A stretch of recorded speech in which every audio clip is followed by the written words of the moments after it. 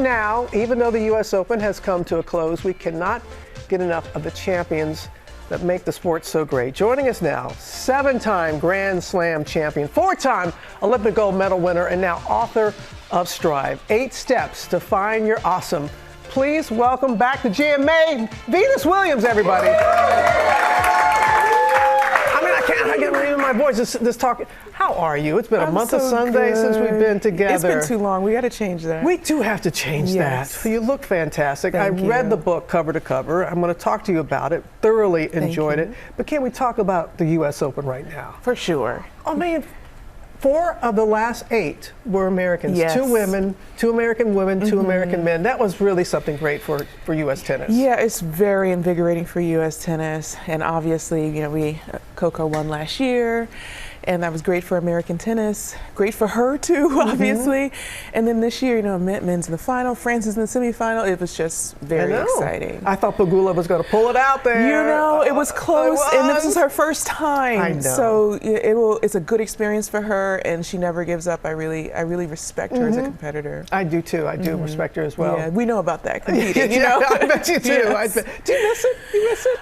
You know, I haven't played since March, so I've been doing other things like writing this book. I've been busy, but it's good to have different things in life. I think it makes you appreciate the other parts. Yeah. Well, what I love about your book, many aspects of it, you don't have to be a pro athlete. No. You don't have to be a pro to be able to get something out of it. And about the 8 principles that you really that we can apply to many areas of our life. Talk about that. I really just wanted to share everything I've learned. I've been playing tennis for 30 years, and all the lessons I've learned on the court and how I've applied them, not just on the court, because everything you learn about life on the court, being resilient, learning how to look at yourself, learning how to manage your relationships with your team and within your other part of your life so you can play well on the court.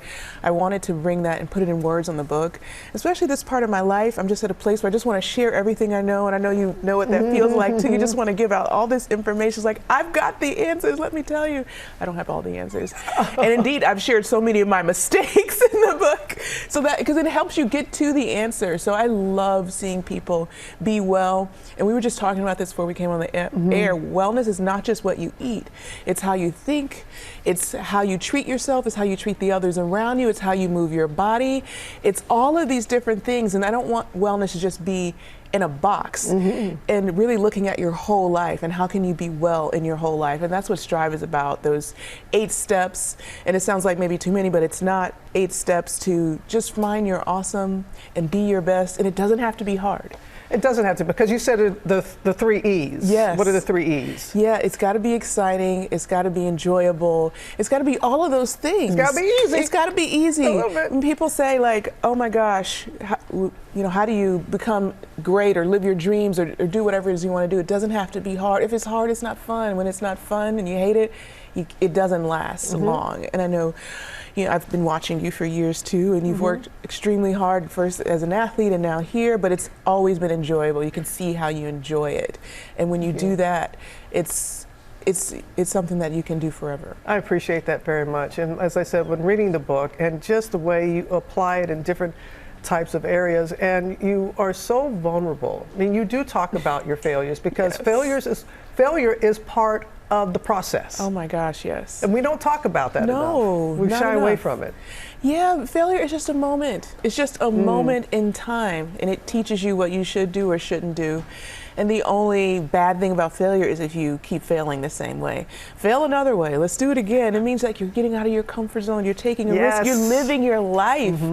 And so that's the best part. Once you reframe that, I mean, one of my biggest failures was just down the street at the U.S. Open a long time ago in 1999. I was just a kid. I just turned 19, but that failure fueled me to finally become the champion I wanted to be. And it was just a moment, literally. You can't take it to heart.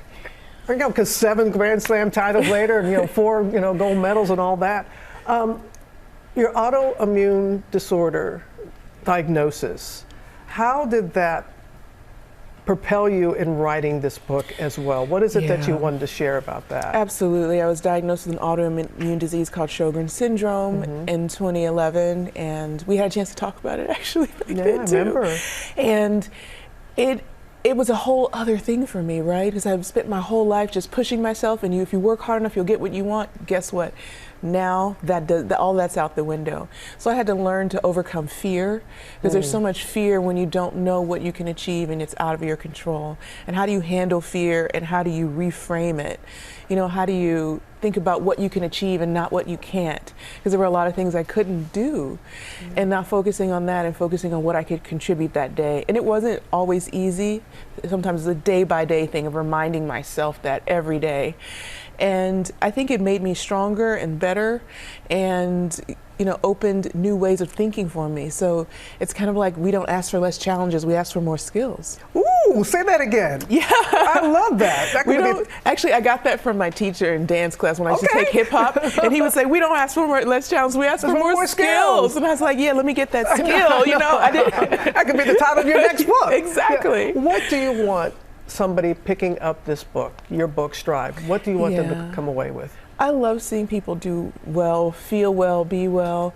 I think one of the hardest things is see the people you love around you, or even people you don't know, suffering mentally, physically, emotionally, especially when it's decisions that you could make to prevent that. So just want to see people thrive. Yeah. And that's my biggest goal. And to, someone maybe to come up to me and say, I applied the 3 E's, or, I appreciated something in my life, which is one of the tenets of Strive, just to appreciate everything in your life, your diet, yourself, your family, the things around you, or to observe yourself, or to balance your life and take those different steps and apply it in small ways until it becomes like second nature. You're just doing it. And it really is like a handbook, I gotta say, because you're stressing, like, 8 can seem intimidating, but the way you break it down is really very brilliant. Well, thank you so much. I'm new, you send your yay high. Look at you all grown up like that. Right. Very happy for you, very proud of you. And thank you for sharing this, because Venus Williams Strive hits bookshelves everywhere tomorrow, but she's here with us today. Thank you.